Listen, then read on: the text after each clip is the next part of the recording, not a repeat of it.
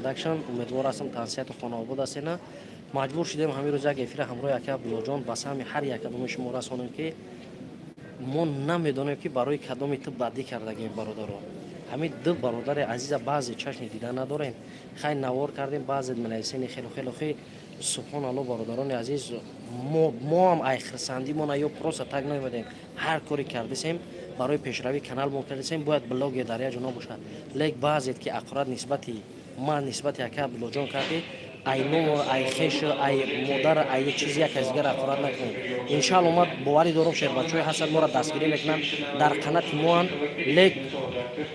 мо просто мо нахостем ки нисбати ягон кас гап занем. илтимос на мо дар кор гирем на ягон чи намефоратон тамошо накунем ягон гапи лишни гап назанем дар номтон ҷоно ҳаст бародарое ки қадр қимати моро медона ҳурмати моро медона мо ҳар якадомша хоки по мегардонем. роста шерои на ҳамин наворо маъқутона бошад надорем леки комитон ки қадр мекунем гаптон надорам ҳамин хеласа як абдуллоҷон саломатию тансияти насиби шумо боша бародаром. дар ҳақиқатан бовар ки ина ман ягон шахсият дида ки ман ягон каса атфет дода бошам гуфта бошам ки эй фалони фалони. ман алҳамдулиллоҳ кӯшиш мекунам дар зиндагӣ ки фақат ҳамин баландтар гап закиам овоз мегум бародарода мегум ки ягон нафарда ман атфет то ҳоле надодам ва наметиём ва нахоҳад дод ба хотире ки ман дар худам ҳамин қавл гузоштагием ки бояд ман ба ҳамин қавли точко бигем аробаи хидма кашида будан гирем. баъзеҳо мебироен намёб мезанен ай гузаштаҳо ай гузаштаи ман ё ай гузаштаи шумо да фарқш чия бародарҷоно охи ма кор надорем ҳар якиши ӯ нафарода хай ака намедонам пешравии моро дида шумо иқадар мисол хусумат пайдо кардем просто ака абдуллоҷон як чиз айда баъзе нафарҳо мегӯянд ки дар комментария лайк метармени хелухел майлаш бародарҷон мо гадо бошем лек аёто набуроне ки мо лайка барои ягон чизи бетарбиявӣ барои ягон чизе нест dur اومدیم در دوری مسجد استانبول نوار کردیم در همه جوش کردیم بعضی برادرها هستن دلمونده نوار خنده کردن ما برای چیه که بعضی زیقای کم تو رویش برداریم بعضیش مثال میفراد چیزو در کور به پیشنهاد کنیم یا لایک موندن برای شما همین قدر سخته ای در کور شما 10 تا میمونمونه که کدومت که نمیمونه خیلی نکنه کدومت که میمونه هزار رحمت ما مثال لایک با او خاطر که همین اورو را یک از دیگر ببینه بعد سری ما بگه که بهترین کردگین پروسا بعضی کو ای مادر ای پدر ای سمیه قرات میکنه برادرجون آخه اینا آیود نبرار که همه ما اینا ما اومدیم امروز ترکیه با میپریم انطالیا میریم هر یک چی رفت و آمد دورای لگ آیود نبرارین ما اومدیم فکری رفتنم کردن در کودکان باید ما ای دیگر ملت ها باید ما یاد بگیریم که چقدر دستگیری میکنن یک دیگر شما باید دستگیری فقط دستگیری هم دیگر باشه نه اینکه طعنه زننده دیگر نفر ای شما رفتین اینجا ای شما خیلی کردین خب چیکار کنیم دیگه من حیران میشم که در همه حیات چیکار کنیم که بعضی ها همش نه باور که یک خیلی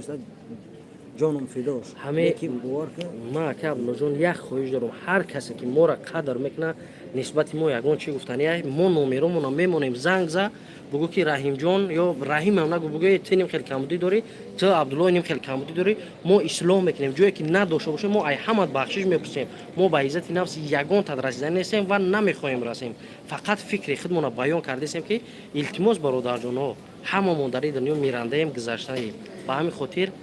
ای دل کنار دور کنید با اون نفرهایی که کامنت‌ها را در زیر کامنت‌ها می‌نویسن کامبودی ها را بسیار خرسند هستم باور که من یگان کس نیستم من یک خاک بنده خاکسار عبدالله بنده الله هستم کامنت‌ها را می‌نویسی باور که بین وقت خوشحال میشم کامنت‌ها را من اصلاح میکنم بنده به خطا نیست پیامبر خدا صلی الله علیه و سلم گفتند که از گواره تا گوره علم بجو همین وابسته از کدام سین اصولی که هست و شخصیت کامنتی میکنه و گفتگوی گپ سواد و عقل و چی از سین سال وابستگی نداره شما بنویسین ما الحمدلله همون را اصلاح میکنیم و با هستن برادرایی که الحمدلله اومدن اینا دستگیری کردن اینا را باید بگیم که در ترکیه اومدیم برادرای تاجیک ما ترکیه فرو اومدیم قدممون گذاشتیم تاجیک خدمت اومد ما را پیش باز گرفت برادری خدمت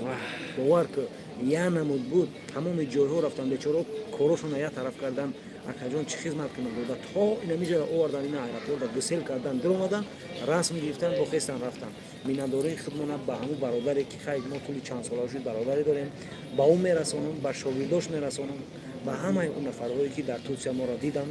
و یک مهر و محبت تاجیکی اومدن سلام کردن و یک کمی باور که میبینن کو دیگه خرسان میشن دا ای بیا اپای چند جو مهمونی رفتیم با خیلی گپ بله بله اپای گاورجان خوش آمدین سلامت باشین برای سخنان نکتون بسیار این برادرها فقط هر چیزی که میخواین بدروین در زیر همین کامنتر بنویسین ما نوارای نوبتی از همه جای ترکیه برای شما از انطالیا برای شما پیشنهاد میکنیم و با اون نفرانی که ما را دعوت خوب بهترین دیگر برای وطن عزیز دادن از کورکنو از برادران عزیز از انام صاحبخوروی که دیدن گفتن که راه در سفر ما انام پرچم تاجیکستان زدگی بودیم همین را زدگی بودیم بسیار مخبول شدید صاحبخوروی تاجیکستان گفتن که بیاین برنامه نوبتی را ما همراه شما سر میکنیم همه جای وطن عزیز سر خسور همین جای ها را ایشون دادن این تصمیم مشکل میشه که در همونجا میرم اوقات تیار کردن خوراک تیار کردن چیزی ایست نه برای شما برادر جان برای همه ان شاء الله که از همه بخشش میپسیم یگان گپی پس بلند گفته باشیم نسبت یگان تا دیگر یگان گپ مونیتور رفته گوشه عذر زیاد مقصد ما برای یگان تا تحقیر یگان تا یگان چی گفتن نیست فقط برادرها همین کنار ایدیل دور کنیم تمام همین ما کمبودی داریم چی داریم ما بعد افیر میبریم در کامنتر بنویسین همین برای یه لایک موندن اگر که مثلا همین گپ نه در شما سخت رسیدگی باشه نه بخشش ما همین را دیگر تکرار نمیکنم پروسه بعضی نفرا بر یاد آوردن خاطرشون کردن که تو وقتی میمونی دیگر نفر هم میدروی میبینن برای همه در آخر که عبدالجان در حق همش یک دعای نیک خیلی پیش از همه ما میندارگی خدمت پیش از همه به شما به خاطر دستگیریتون اول الله و آخر الله و میندارگی خدمت به شما و به مغازه زیارشو که ما را اینقدر یک سیاحتی خوبه پیشنهاد کردن که این برنامه را کردیم از این برنامه ها دیگه نفرها دیده با ما را دیگه جایها دعوت کردیم از جمله وطن و دیگر شهرهای دیگر مملکت‌های دیگر بنیاد خرساندیم از مغازه زیارشو دستگیریش و بعد باز هم دعا میکنم که باور که هر یک جای مسجد رفتیم هر یک مسجد رفتیم تایه مسجد خوندیم دعا کردیم اول در حق گذشته ها و بعدا در حق مریض ها کسلی ها و بعدا در حق قرضدار ها و بعدا در حق زندانی ها که زندانی های ما را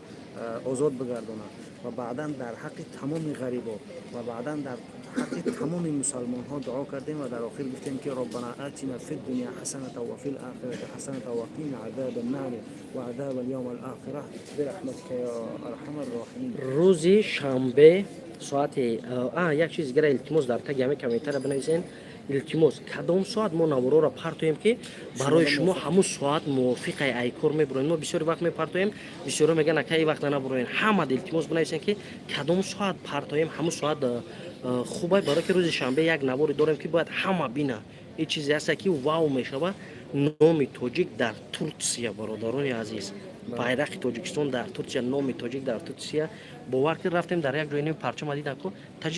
تاجیکستان اوج رفت یعنی میدونستین برای همون اینا پیش دو زدگیم خودم فقط از شما دستگیری الله نگهبانتون در کامنتر بنویسین که کدام ساعت بپرتیم با وقت کدام دولت از همه احترام را خواهش میکنم همه تا در کامنتر انتظارم آخرون نواری که مراجعه کردگیم یا بر بدرویم ببینید چقدر اینترسی نه الله نگهبانتون خیرتون